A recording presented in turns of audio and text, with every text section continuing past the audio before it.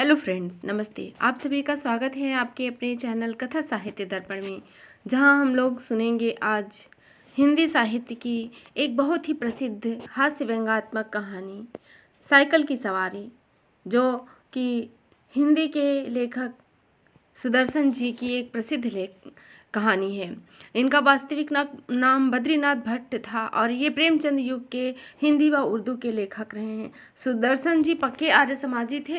इन्होंने लंबे समय तक जाट गजट के लिए भी संपादन कार्य किया है और आप प्रेमचंद युग के बहुत ही महान साहित्यकार थे।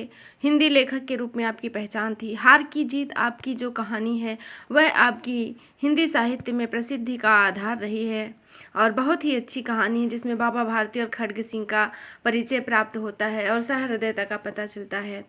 सुदर्शन का नाम प्रेमचंद युग के सशक्त कहानीकारों के रूप में जाना जाता है और आपकी कहानी पहली हिंदी की श्रेष्ठतम कहानियों में से एक है। आप अधिक लोकप्रियता आपको कहानी लेखन से ही मिली, साथ में आप उपन्यासकार और नाटककार भी रहे हैं और आपकी प्रसिद्ध हास्य व्यंग्यात्मक कहानी है साइकिल की सवारी। तो चलिए हम कहानी सुनेंगे आज साइकिल की सवारी। साइकिल की सवारी बहुत ही महत्वपूर्ण कहानी है जो कि विभिन्न पाठ्यक्रमों में भी लगी हुई है। तो आइए अधिक विलंब ना करते हुए चलते हैं कहानी पर। और कहानी पर जाने से पहले आपसे एक अनुरोध करेंगे कि आप हमारे चैनल को अवश्य ही सब्सक्राइब करें, क्योंकि हमारे चैनल पर बहुत ही महत्वपूर्ण कहानियों की लगभग 200 कहानियों की श्रृंखला मौजूद है, जिसमें यूजीसी नेट से लेकर असिस्टेंट प्रोफेसर तथा अन्य पाठ्यक्रमों में लगी हुई बहुत ही महत्वपूर्ण कहानियों का संकलन किया गया है। तो आइए चलते हैं कहानी पर। भगवान ही जानता है कि जब मैं किसी को साइकिल चलाते या सवारी करते या हारमोनियम बजाते हुए देखता हूँ तो मुझे अपने ऊपर कैसी दया आती है। सोचता हूँ भगवान ने ये दोनों विधाएं भी खूब बनाई हैं। एक से समय बचता है तो दूसरे में कटता है, मगर तमाशा देखिए, हमारे प्रारब्ध में कलयुग की ये दोनों ही विद्याएं नहीं लिखी। न साइकिल चला सकते हैं, न बाजा ही बजा सकते हैं। पता नहीं कब से ये धारणा हमारे मन में बैठ गई कि हम भी कुछ कर सकते हैं, सब कुछ कर सकते हैं, मगर ये दोनों ही काम हमारे बस के नहीं। शायद 1932 की बात है। बैठे बैठे ख्याल आया, चलो साइकिल चलाना सीख लें। और इसकी शुरुआत यूँ हुई। हमारे लड़के ने चुपचाप में यह विद्या सीख ली और हमारे सामने से सवार होकर निकलने लगा। अब आपसे क्या कहें, लज्जा और घृणा से कैसे कैसे ख्याल हमारे मन में उठे। सोचा, क्या जमाने भर के फिसड्डी हम ही रह गए हैं। सारी दुनिया जानती है साइकिल चलाना, जरा जरा से लड़के चला लेते हैं, मूर्ख और गंवार भी चला लेते हैं। हम तो परमात्मा की कृपा से फिर भी कुछ पढ़े लिखे हैं, क्या हम ही नहीं चला सकते। इसमें क्या मुश्किल है। कूद कर चढ़ गए, ताबड़तोड़ पैर मारने लगे और जब देखा कि कोई राह में खड़ा है तो टन्न टन्न करके घंटी बजा दी। ना हटा तो क्रोध से आंखें उसकी तरफ देखते हुए निकल गए। बस यही तो गुर है इस लोहे की सवारी का, कुछ ही दिन में सीख लेंगे। बस महाराज, हमने निश्चय किया कि चाहे जो हो जाए, अब परवाह नहीं। दूसरे दिन हमने अपने फटे पुराने कपड़े तलाश किए और उन्हें ले जाकर श्रीमती के सामने पटक दिया। जरा इनकी मरम्मत कर दो। श्रीमती जी ने हमारी तरफ आश्चर्य से देखा और कहा, इन कपड़ों में अब जान कहाँ है जो इनकी मरम्मत कर दूं। इन्हें तो फेंक दिया था, अब कहाँ से उठा लाए। जाइए वहीं जाकर डाल आइए। हमने मुस्कुराकर श्रीमती जी की तरफ देखा और कहा, तुम हर समय बहस मत किया करो। आखिर मैं इन्हें ढूंढ कर लाया हूँ तो ऐसे तो ही नहीं उठा लाया। कृपा करके इनकी मरम्मत कर दो। मगर श्रीमती जी बोली, पहले बताओ तो इनका क्या बनेगा। हम चाहते थे कि घर में किसी को कानो कान खबर ना हो और हम साइकिल सवार बन जाएं, और इसके बाद जब इसके पंडित हो जाएं तब एक दिन जहांगीर के मकबरे को जाने का निश्चय करें। घर वालों को तांगे पे बिठा दें और कहें, तुम चलो, हम दूसरे तांगे से आ रहे हैं। और जब वे चले जाएं तब साइकिल पर सवार होकर रास्ते में उन्हें मिलें। हमें साइकिल पर सवार देखकर उन लोगों की क्या हालत होगी। हैरान हो जाएंगे, आंखें मल मल कर देखेंगे और कहीं कोई और तो नहीं, परंतु हम गर्दन टेढ़ी करके दूसरी तरफ देखने लग जाएंगे, जैसे हमें कुछ नहीं मालूम, जैसे यह सवारी हमारे लिए साधारण सी बात है। झक मार कर बताना पड़ा कि रोज़ रोज़ तांगे का खर्चा मारे डालता है, साइकिल चलाना सीखेंगे। श्रीमती जी ने बच्चे को सुलाते हुए हमारी तरफ देखा और मुस्कुरा कर बोली, मुझे तो आशा नहीं कि यह बैल आपके मत्थे चढ़ सके। खैर, यत्न करके देख लीजिए, मगर इन कपड़ों से क्या बनेगा। हमने जरा रौब से कहा, आखिर बाइसिकल से एक दो बार तो गिरेंगे ही, और गिरेंगे तो कपड़े फटेंगे या नहीं। जो मूर्ख हैं वो नए कपड़े का नुकसान करें, जो बुद्धिमान है वो तो पुराने कपड़ों से ही चलाना सीखेंगे। मालूम होता है हमारी इस युक्ति का कोई जवाब स्त्री के पास नहीं था, क्योंकि उन्होंने उसी समय मशीन मंगवाकर उन कपड़ों की मरम्मत शुरू कर दी। हमने इधर बाजार जाकर ढंबक के 2 डिब्बे खरीद लिए कि चोट लगते ही इसी समय उसका इलाज हो जाए। इसके बाद जाकर एक खुला मैदान तलाश किया ताकि दूसरे दिन से साइकिल की सवारी का अभ्यास किया जा सके। अब यह सवाल हमारे सामने था कि अपना उस्ताद किसे बनाएं। इसी उधेड़-बुन में बैठे थे कि तिवारी जी आ गए और बोले, क्यों भाई, हो जाए एक एक बाजी शतरंज की। हमने सिर हिलाकर जवाब दिया, नहीं साहब, आज तो जी नहीं चाहता। क्यों? यदि जी ना चाहे तो क्या करें? यदि कहते कहते हमारा गला भर आया। तिवारी जी का दिल पसीज गया। हमारे पास बैठकर बोले, अरे भाई, क्या मामला है? स्त्री से तो झगड़ा नहीं हो गया? हमने कहा, तिवारी भैया क्या कहें, सोचा था लाओ साइकिल की सवारी सीख ले, मगर अब कोई ऐसा आदमी नहीं दिखता जो हमारी सहायता करे। बताओ, कोई ऐसा आदमी हो तो तुम्हारे ख्याल में तो। तिवारी जी ने हमारी तरफ बेबाकी से और बेबसी से ऐसे देखा मानो हमें कोई खजाना मिल रहा है। वे खाली हाथ रहे जा रहे हैं। बोले, मेरी मानो तो यह रोग न पालो, इस आयु में साइकिल चढ़ोगे? यह भी कोई सवारी है? डंडे पर उड़क्कू बैठो और पाँव पाँव चलाओ। अजी लानत भेजो इस ख्याल पर, और एक बाजी खेल ले। मगर हमने भी कच्ची गोलियां नहीं खेली थी। साफ समझ गए कि तिवारी जी की ईर्ष्या बहुत बढ़ रही, आग में फूका जा रहा है। मुँह फुलाकर हमने कहा, भाई तिवारी, हम तो ज़रूर सीखेंगे। कोई आदमी बताओ। आदमी तो है ऐसा, मगर वह मुफ्त में नहीं सिखाएगा, फीस लेगा। दे सकोगे? कितने दिन में सिखा देगा? यही 10-12 दिन में। और फीस क्या लेगा हमसे? औरों से 50 लेता है, तुमसे 20 ही ले लेगा हमारी खातिर। हमने सोचा 10 दिन सिखाएगा और 20 रुपए लेगा। 10 दिन 20 रुपए, 20 रुपए 10 दिन, अर्थात 2 रुपए रोजाना, अर्थात 60 रुपए महीना, और वे भी केवल 2 घंटे के लिए। ऐसे 3-4 ट्यूशन मिल जाए तो 250-300 रुपए महीने आने लगेंगे। हमने तिवारी जी से इतना ही कहा, जाओ जाकर मामला तय कराओ। मगर जी में खुश हो रहे थे कि साइकिल चलाना सीख गए तो एक ट्रेनिंग स्कूल भी खोल देंगे और 300-400 रुपए मासिक कमाने लगेंगे। इधर तिवारी जी मामला तय करने गए, उधर हमने यह शुभ समाचार जाकर श्रीमती को सुना दिया। कुछ दिन में हम लोग स्कूल खोलने वाले हैं, जिससे 300-400 रुपये मासिक की आमदनी होगी।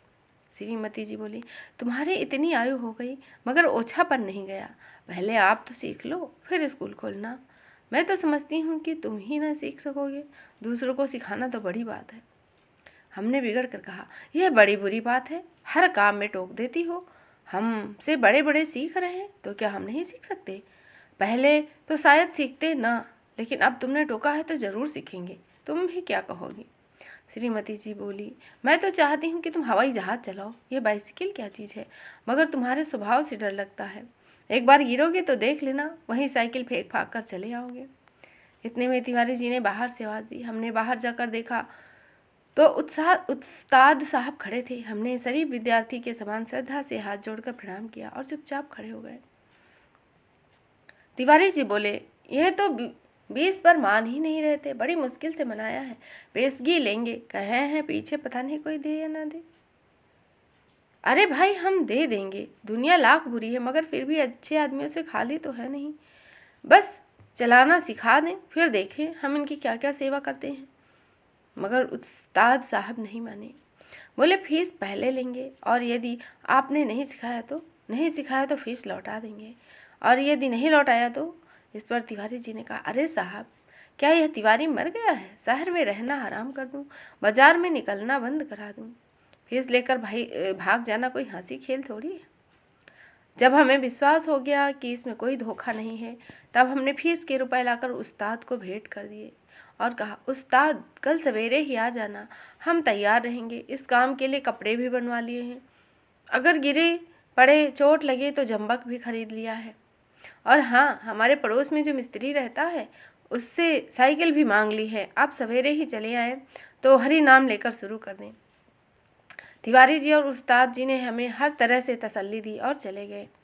इतने में हमें याद आया कि एक बात कहना भूल गए। नंगे पाँव भागे, उन्हें बाजार में जाकर पकड़ा। वे हैरान थे। हमने हाँफते हाँफते कहा, उस्ताद हम शहर के पास नहीं सीखेंगे, लॉरेंस बाग में जो कि मैदान है वहाँ पे ही सीखेंगे।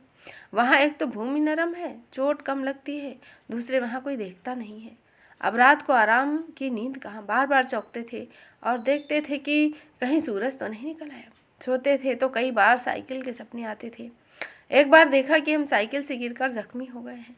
साइकिल अपने आप से हवा में चल रही है और लोग हमारी तरफ आंख फाड़ फाड़ कर देख रहे हैं। आंख खुली तो दिन निकल आया। जल्दी से जाकर वे पुराने कपड़े पहन लिए, जंबक का डिब्बा साथ में ले लिया और नौकर को भेजकर मिस्त्री से साइकिल मंगवा ली। इसी समय उस्ताद साहब भी आ गए और हम भगवान का नाम लेकर लॉरेंस बाग की ओर चले। लेकिन अभी घर से निकले ही थे कि एक बिल्ली ने रास्ता काट दिया और लड़के ने छींक दिया। क्या कहें, हमें कितना क्रोध आया, मगर उस नामुराद बिल्ली और उस शैतान लड़के पर हम करते ही क्या। दांत पीस कर रह गए। एक बार फिर भगवान का नाम लिया और आगे बढ़े। पर बाजार में पहुंचकर देखते हैं कि हर आदमी हमारी तरफ देख रहा है और हंस रहा है। अब हम हैरान थे कि क्या बात है। सहसा हमने देखा कि जल्दी भी और घबराहट में पजामा और अचकन दोनों उल्टे पहन लिए हैं और लोग इसी पर हंस रहे हैं। सर मुड़ाते ही ओले पड़े। फिर हमने उस्ताद से माफ़ी मांगी और घर लौट आए। अर्थात हमारा पहला दिन मुफ्त में गुजर गया। दूसरे दिन फिर निकले। रास्ते में उस्ताद साहब बोले, मैं एक गिलास लस्सी पी लूँ, आप ज़रा साइकिल को थामिए। उस्ताद साहब लस्सी पीने लगे तो हमने साइकिल के पुर्जे की ऊपर नीचे परीक्षा शुरू कर दी। फिर कुछ जी में आया तो उसका हैंडल पकड़कर चलने लगे, मगर 2 कदम ही चले होंगे कि ऐसा मालूम हुआ कि साइकिल हमारे सीने पर चढ़ी आती है। इस समय हमारे सामने गंभीर प्रश्न था कि क्या करना चाहिए, युद्ध क्षेत्र में डटे रहें या हट जाएं। सोच विचार के बाद यही निश्चय हुआ कि यह लोहे का घोड़ा है, इसके सामने हम क्या चीज़ हैं। बड़े बड़े वीर योद्धा भी नहीं ठहर सकते। इसीलिए हमने साइकिल छोड़ दी और भगड़ी सिपाही बनकर मुड़ गए। दूसरे ही क्षण साइकिल पूरे जोर से हमारे पांव पर गिर गई और हमारी राम दुहाई बाजार के एक सिरे से दूसरे सिरे तक गूंजने लगी। उस्ताद लस्सी छोड़कर दौड़ कर आए और अन्य दयावान लोग भी जमा हो गए। सबने मिलकर हमारा पांव साइकिल से निकाला। भगवान के एक भक्त ने जंबक का डिब्बा भी उठाकर हमारे हाथ में दे दिया। दूसरे ने हमारी बगल में हाथ डालकर हमें उठाया और सहानुभूति से पूछा, चोट तो नहीं आई? जरा 2-4 कदम चलिए, नहीं तो लहू जम जाएगा। इस तरह दूसरे दिन भी हम और हमारी साइकिल दोनों अपने घर से थोड़ी दूर पर जख्मी हो गए। हम लगड़ाते हुए घर पहुंच गए और साइकिल ठीक होने के लिए मिस्त्री की दुकान पर। मगर हमारे वीर हृदय का साहस तो देखिए और धीरज भी। हम अभी भी मैदान में डटे रहे। कई बार गिरे, कई बार शहीद हुए, घुटने तुड़वाए, कपड़े फड़वाए, पर क्या मजाल जो जी छोटा हो। 8-9 दिन में साइकिल चलाना सीख गए, लेकिन अभी उस पर चढ़ना नहीं आता था। कोई परोपकारी पुरुष सहारा देकर चढ़ा देता तो हम चढ़ जाते। हमारे आनंद की कोई सीमा न थी। सोचा मार लिया मैदान हमने। 2-4 दिन में पूरे मास्टर बन जाएंगे, इसके बाद प्रोफेसर, प्रिंसिपल, इसके बाद ट्रेनिंग कॉलेज। 300-400 रुपये मासिक तिवारी जी देखेंगे और ईर्ष्या से जलेंगे। उस दिन उस्ताद ने हमें साइकिल पर चढ़ा दिया और सड़क पर छोड़ दिया। जाओ, अब तुम सीख गए। अब हम साइकिल चलाते थे और दिल ही दिल में फूले न समाते थे। मगर हाल ये था कि कोई आदमी 100 गज के फासले पर होता तो हम गला फाड़ फाड़ कर चिल्लाना शुरू कर देते, साहब बाई तरफ हट जाइए। दूसरे फासले पर कोई गाड़ी दिख जाती तो हमारे प्राण सूख जाते। उस समय हमारे मन की जो दशा होती वे परमेश्वर ही जानते हैं। जब गाड़ी निकल जाती तब कहीं जाकर हमारी जान में जान आती। सहसा सामने से तिवारी जी आते हुए दिखाई दिए। हमने उन्हें भी दूर से ही अल्टीमेटम दे दिया, तिवारी जी बाईं तरफ हो जाओ वरना साइकिल तुम्हारे ऊपर चढ़ा देंगे। तिवारी जी अपनी छोटी छोटी आंखों से हमारी तरफ देखते हैं और मुस्कुरा कर कहते हैं, जरा एक बात तो सुनते जाओ। हमने एक बार हैंडल की तरफ, दूसरी बार तिवारी जी की तरफ देखा। इस समय बात सुन सकते हैं, देखते नहीं साइकिल पर सवार हैं। तिवारी जी बोले, तो क्या जो साइकिल चलाते हैं वे किसी की बात नहीं सुनते? बड़े ज़रूरी बात है, जरा उतर जाओ। हमने लड़खड़ाती हुई साइकिल को संभालते हुए जवाब दिया, उतर जाएंगे तो चढ़ाएगा कौन? अभी चलाना सीखा है, चढ़ना नहीं। तिवारी जी चिल्लाते ही रह गए। हम आगे निकल गए। इतने में सामने से एक तांगा आता दिखाई दिया। हमने उसे भी दूर से ही डांट दिया, बाईं तरफ भाई, अभी नए नए चलाने वाले हैं। तांगा बाईं तरफ हो गया। हम अपने रास्ते जा रहे थे। एकाएक पता नहीं घोड़ा भड़क उठा या तांगे वाले को शरारत सूझी। जो भी हो, तांगा हमारे सामने आ गया, हमारे हाथ पाँव फूल गए। ज़रा सा हैंडल घुमा देते तो हम दूसरी तरफ निकल जाते, मगर बुरा समय आता है तो बुद्धि पहले ही भ्रष्ट हो जाती है। उस समय हमें ख्याल ही ना आया कि हैंडल घुमाया भी जा सकता है। फिर क्या था, हम और हमारी साइकिल दोनों ही तांगे के नीचे आ गए और हम बेहोश हो गए। जब हम होश में आए तो हम अपने घर में थे और हमारी देह पर कितनी पट्टियाँ बंधी थी। हमें होश में देकर श्रीमती ने कहा, क्यों, अब क्या हाल है? मैं कहती थी ना साइकिल चलाना ना सीखो। उस समय तो तुम किसी की नहीं सुन रहे थे। हमने सोचा लाओ सारा इल्ज़ाम तिवारी जी पर लगा दें और आप सब साफ बच जाएं। बोले, यह सब तिवारी जी की शरारत है। श्रीमती जी ने मुस्कुराकर जवाब दिया, यह तो तुम उसको चकमा दो जो कुछ जानता ना हो। उस तांगे पर मैं ही तो बच्चों को लेकर घूमने निकली थी कि चलो सैर भी कराएंगे और तुम्हें साइकिल चलाते हुए भी देख आएंगे। हमने निरुत्तर होकर आंख बंद कर ली। उस दिन के बाद फिर हमने साइकिल को हाथ न लगाया। तो इस तरह आप लोगों ने सुनी बहुत ही प्रसिद्ध कहानी सुदर्शन जी की, साइकिल की सवारी। आशा है आपको यह कहानी अवश्य ही पसंद आई होगी और इसी तरह की पाठ्यक्रमों में लगी ही बहुत ही महत्वपूर्ण कहानियों का संकलन हमारे चैनल पर उपलब्ध है। तो आप अपने ज़रूरत के अनुसार उन्हें अवश्य सुनें और यदि कोई सुझाव हो तो एक प्यारा सा कमेंट प्रस्तुत करके अपने सुझाव दें और चैनल को लाइक, सब्सक्राइब और शेयर करें। और आप से हमारी पुनः मुलाकात होगी एक नए महत्वपूर्ण तथ्य के साथ। तब तक के लिए जय हिंद, जय हिंदी, धन्यवाद।